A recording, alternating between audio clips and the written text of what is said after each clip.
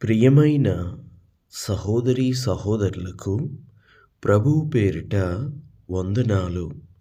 మీకు మీ కుటుంబానికి యేసుక్రీస్తు యొద్ద నుండి దీవెనలు ఆశీర్వాదములు మెండుగా కలుగునుగాక.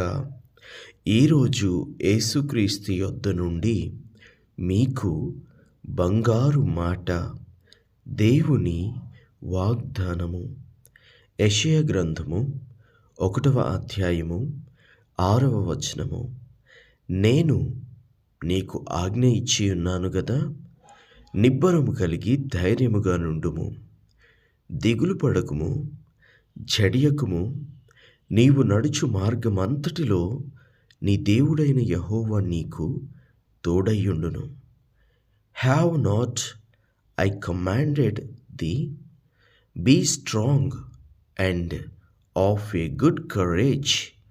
Be not afraid, neither be thou dismayed, for the Lord thy God is with thee, whithersoever thou goest. దేవునికి వేలాది స్తోత్రములు కలుగునుగాక. దేవుడు నువ్వు ఎక్కడికి వెళ్ళినా నీ మార్గమంతటిలో నీకు తోడై ఉంటానని దేవుడు ఈరోజు మాట్లాడుతున్నాడు. దేవుడు ఈరోజు నీకు వాగ్దానం చేస్తున్నాడు. కాబట్టి దేవుని బిడ్డ, నువ్వెక్కడున్నా సరే ఎందు విషయంలో కూడా భయపడవలసినటువంటి అవసరం లేదు, దిగులు పడాల్సినటువంటి అవసరం లేదు, చింతించాల్సినటువంటి అవసరం లేదు. దేవుడు నీకు తోడుగా వస్తున్నాడు. దేవుడు నీతోనే ఉంటున్నాడు. దేవదూతలు నీతోనే ఉంటున్నాయి. నీకు తోడుంటానని చెప్పిన దేవుడు జీవం కలిగిన దేవుడు గనుక నీతో తప్పకుండా నడుస్తాడు. నిన్ను విడువడు, నిన్ను ఎడబాయడు. ఈ వాగ్దానాలు, ఈ వచనాలు, ఇది యెహోషువతో దేవుడు మాట్లాడుతూ ఉన్నాడు. ఇదే అధ్యాయము 1వ వచనం నుండి ధ్యానం చేసుకుందాము. యెహోవా సేవకుడైన మోషే మృతి నొందిన తరువాత యెహోవా నూను కుమారుడును మోషే పరిచారకుడునైన యెహోషువకు ఈలాగు సెలవిచ్చెను. నా సేవకుడైన మోషే మృత్యు నొందెను. కాబట్టి నీవు లేచి నీవును ఈ జనులందరూ యొర్దాను నది దాటి నేను ఇశ్రాయేలీయులకిచ్చుచున్న దేశమునకు వెళ్ళుడి. నేను మోషేతో చెప్పినట్లు మీరు అడుగుపెట్టు ప్రతి స్థలమును మీకిచ్చుచున్నాను. దేవునికి స్తోత్రము కలుగునుగాక. మోషే ఎవరు? జనులెవరు? ఎక్కడికి వెళ్ళాలి? అసలు ఏమైందంటే ఇశ్రాయేలీలు ఐగుప్తులో ఉన్నారు. ఇశ్రాయేలీలను ఐగుప్తీయులు పెట్టు శ్రమ వారు ఓర్వలేక, తట్టుకోలేక దేవునికి మొరపెడితే దేవుడు వారి మొర ఆలకించి వారిని ఐగుప్తు దేశంలో నుండి బయటికి తీసుకొచ్చుటకు దేవుడు మోషేను ఏర్పాటు చేసుకున్నాడు. మోషేను ఐగుప్తు దేశానికి పంపించాడు. ఐగుప్తు దేశంలో 10 అద్భుతములు మోషే చేసి భయంకరమైనటువంటి కార్యాలు దేవుని ద్వారా అక్కడ మోషే జరిగించి, మోషే నాయకుడిగా ఉండి, దేవుని సేవకునిగా ఉండి, ఇశ్రాయేలు అయినటువంటి దేవుని ప్రజలను ఐగుప్తు బానిసత్వంలో నుండి, ఆ బంధకాలలో నుండి బయటికి తీసుకొస్తూ ఉన్నాడు. అలాంటి సమయంలో కూడా ఇశ్రాయేలీయులకు త్రోవ మధ్యలో అనేక ఆటంకాలు ఎదురయ్యాయి. అతడు అంత సులువుగా, అనగా ఫరో వారినంత సులువుగా వదిలిపెట్టలేదు. భయంకరమైనటువంటి కార్యాలు దేవుని ద్వారా అతను చూసిన తర్వాతనే మీరు వెళ్ళిపోండి అని అతడు చెప్పడం జరిగింది. వెళ్ళిపోమ్మని చెప్పిన తర్వాత కూడా మరలా అతడు హృదయం మార్చుకొని వెళ్తూ ఉన్నటువంటి, ప్రయాణం చేస్తూ ఉన్నటువంటి ఈ ఇశ్రాయేలు, లక్షల మంది ప్రజలు కలిగినటువంటి ఇశ్రాయేలు జనాంగమును మరలా వెనుకకు తీసుకొచ్చుటకు, మరలా బానిసత్వంలోనికి పడవేయుటకు అతను మరలా తన సైన్యాన్ని పంపించి వెళ్ళనివ్వకండి, ఇశ్రాయేలీయులను వెనకకు తీసుకురండి అని చెప్పి చెబుతాడు. ఇశ్రాయేలీయులను తీసుకొచ్చుటకు ఫరో సైన్యము ఇశ్రాయేలీయుల వైపు వెళ్తుంది. ఇప్పుడు ఇశ్రాయేలీయులు ఇంచుమించుగా ఎర్ర సముద్రం దగ్గరకు వచ్చారు.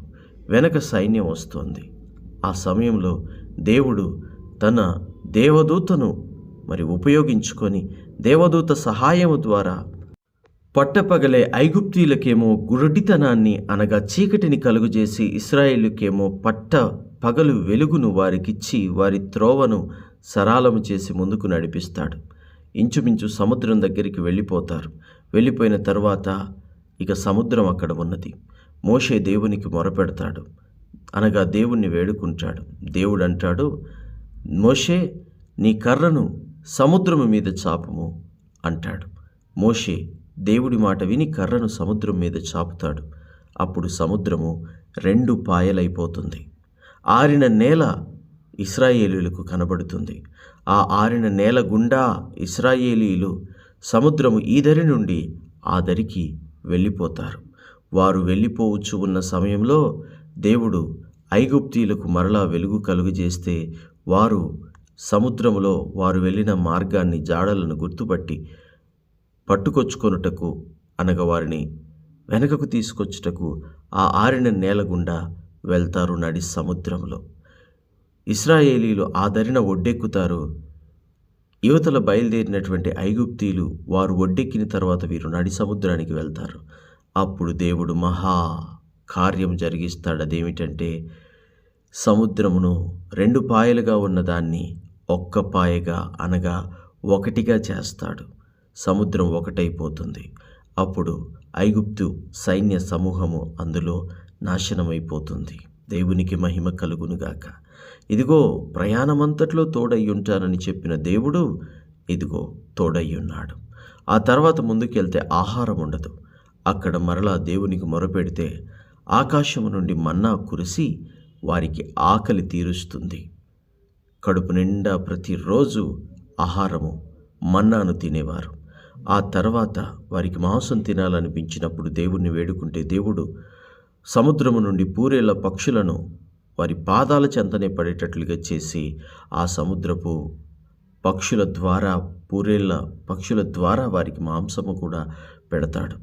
ఆ తర్వాత ఇంకా ముందుకెళ్ళిన తర్వాత అక్కడ నీళ్ళు అనేవి లేకపోతే దేవుడు బండతో మాట్లాడు మోషే అంటే దేవుడు చెప్పినట్టుగా మోషే బండతో మాట్లాడినప్పుడు ఆ బండలో నుండి నీళ్లు రావడం జరుగుతుంది. ఇలా 1 కాదు 2 కాదు, దేవుడు త్రోవలోనే అనేక అద్భుతాలు చేసుకుంటూ ఒక ప్రాంతానికి వచ్చాడు.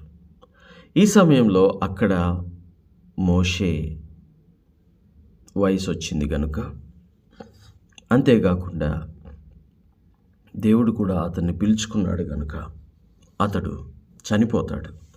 మరి ఇప్పుడు ఈ సైన్యాన్ని ఎవరు నడిపించాలి?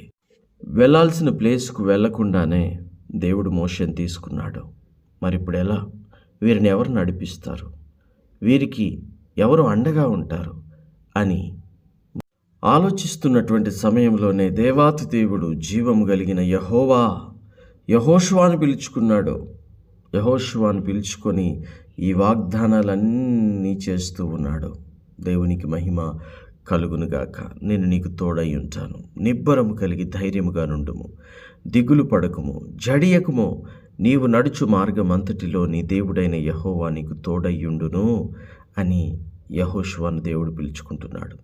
పిలిచిన దేవుడు నమ్మదగినవాడు గనుక యెహోషువ లోబడి, దేవుని మాటకు లోబడి, యెహోషువ దేవుడు చెప్పినట్టుగా నాయకుడిగా ఉండి వారిని నడిపించినప్పుడు వారిని కానాను దేశం వరకు ఈయన నాయకత్వంలో నడిపించడం జరుగుతుంది.